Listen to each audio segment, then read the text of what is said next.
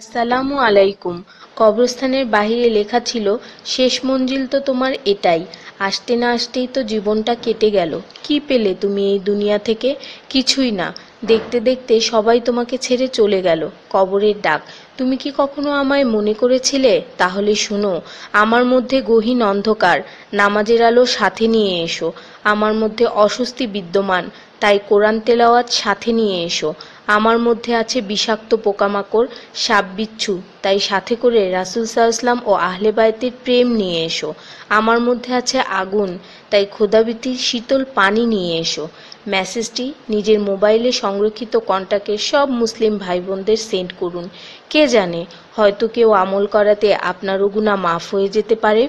ঈমানের পর যার নামাজ উত্তম তার জীবন উত্তম, যার জীবন উত্তম তার মৃত্যু উত্তম, যার মৃত্যু উত্তম তার কবর উত্তম, যার কবর উত্তম তার আখিরাত উত্তম, যার আখিরাত উত্তম তার জন্য জান্নাত নিশ্চিত। সো ডোন্ট মিস নামাজ। সোয়াবের জন্য হলেও অন্ততপক্ষে একজন বন্ধুকে তো অবশ্যই এই মেসেজটি সেন্ড করুন। আল্লাহ আমাদের উপর সন্তুষ্ট হন, আমিন। 5 জায়গায় হাসাহাসি করা সাধারণ গুনার চেয়ে 25 গুণ অন্যায়। 1. কবরস্থানে। 2. জানাজার পিছনে। 3. কোনো মজলিসে। 4. কোরআন তেলাওয়াতের সময়। 5. মসজিদে।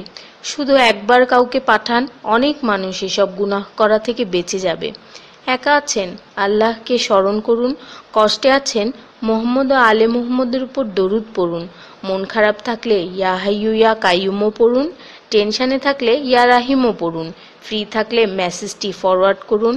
হে আল্লাহ, আমার উপর এবং তোমার নবীর উম্মতের সকল সদস্যদের উপর তোমার রহমত বর্ষণ করো, আমিন। তথ্য: আপনি কি জানেন পবিত্র কোরআন শুনলে ক্যান্সার হয় না?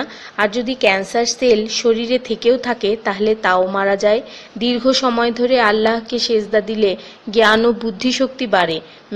মাথা ব্যথার সমস্যা হয় না, চুল পড়া দূর হয়ে যায়।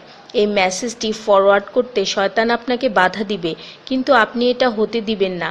আর সব কন্ট্রাক্ট নাম্বারে সেন্ড করে দিন।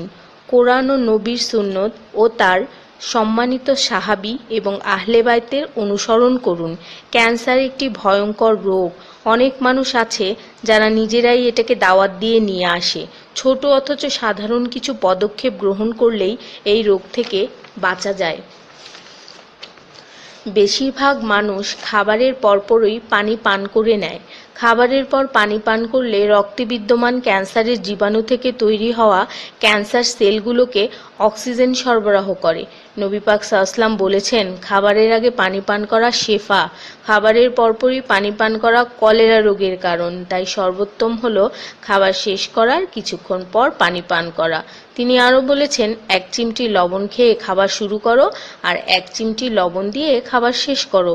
এ কথাগুলো তাদেরকেও জানিয়ে দিন যারা আপনার কাছে জীবনের চেয়েও প্রিয়। যদি কোনো ব্যক্তি ঘুমানোর সময় 21 বার বিসমিল্লাহির রহমানির রহিম পড়ে, আল্লাহ তখন ফেরেশতাদেরকে হুকুম দেন এই ব্যক্তির প্রতিটি নিঃশ্বাসের বদলে নেকি লেখা হোক। আপনার মোবাইলে যত নাম্বার সেভ করা আছে তাদের সবাইকে এটা ফরওয়ার্ড করুন, আর তখন দেখবেন কত মানুষ আপনার কারণে বিসমিল্লাহ পড়ছে। শেফা আর শেফা। রোজ একটা করে আপেল, নো ডক্টর। রোজ 4টা বাদাম, নো ক্যান্সার। রোজ একটা লেবু, নো ফ্যাট। রোজ 1 glass milk, no bones problem. রোজ 12 গ্লাস পানি, নো স্কিন প্রবলেম। রোজ 4টা খেজুর, নো উইকনেস। রোজ 5 ওয়াক্ত নামাজ, নো টেনশন। রোজ কোরআন অর্থসহ তেলাওয়াত, happy and happy. So don't stop forward please. স্কিনের জন্য অজুর পানি, হার্টের জন্য কোরআন তেলাওয়াত, স্বাস্থ্যের জন্য নামাজ, আর খুশি থাকার জন্য আল্লাহর জিকির করুন। জেনে রাখবেন, ভালো কথা প্রচার করা সৎকার সমতুল্য, সাথে 30 লাখ নেকি।